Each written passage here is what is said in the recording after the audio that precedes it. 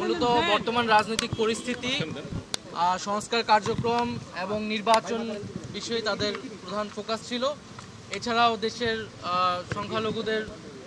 সংখ্যালঘুরা তাদের নিরাপত্তা সহ বাংলাদেশের সামনের রাজনৈতিক দিকে যাবে এবং আমাদের রাজনৈতিক দলের গঠন প্রক্রিয়া, সাংগঠনিক কার্যক্রম, আদর্শ ইত্যাদি বিষয়ে তাদের আগ্রহ ছিল। আমরা আমাদের জায়গা থেকে ব্যাখ্যা করেছি আমাদের রাজনৈতিক দল কোন প্রেক্ষিতে, কেন এবং কোন লক্ষ্য নিয়ে এগিয়ে যাচ্ছে।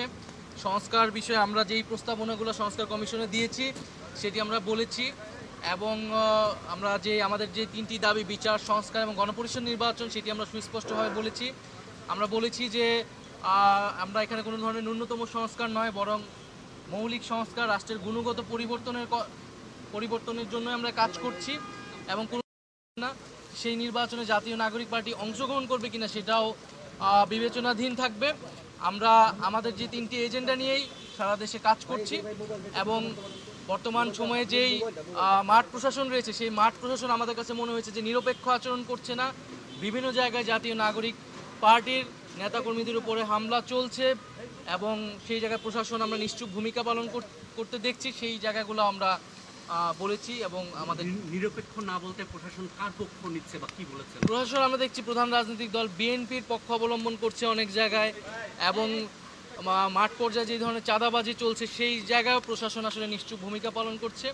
আমরা বলেছি যে এই ধরনের একটি প্রশাসন যদি থাকে তাহলে এর আন্ডারে নির্বাচন করাটাও আসলে সম্ভব নয়। ফলে একটি লেভেল প্লেইং ফিল্ডের জন্য একটি নিরপেক্ষ প্রশাসন, আমলাতন্ত্র, পুলিশ আসলে আমাদেরকে নিশ্চিত করতে হবে। আপনি যেটা বলছেন যে না মৌলিক সংস্কার ছাড়া নির্বাচন হবে যাবে কি যাবে না সেটা আপনারা বিবেচনা করবেন, কিন্তু কবে নির্বাচনে যেতে চান বা কবে নির্বাচন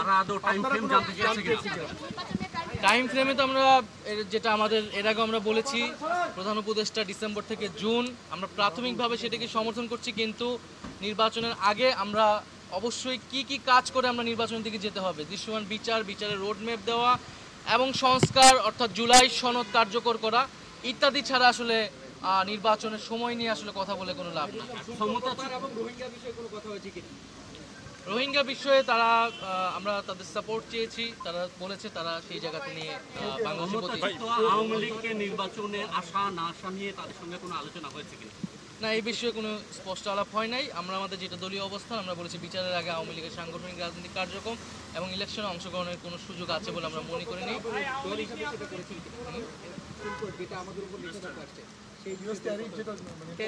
না, এই বিষয়ে কোনো আলোচনা হয়নি। আমাদের অর্থনৈতিক পলিসি নিয়ে তারা জিজ্ঞাসা করেছিল আমাদের, সেই জায়গায় আমরা বলেছি আমরা কি ধরনের বিজনেস এনভায়রনমেন্ট চাই, আমাদের পলিসি কি হবে, ক্ষমতায় গেলে আমরা কি ধরনের ব্যবস্থা তৈরি করবো সেটা নিয়ে কথা হয়েছে। নির্বাচন ইস্যুতে তারা কোনো ধরনের প্রস্তাব আপনাদেরকে দিয়েছে কিনা?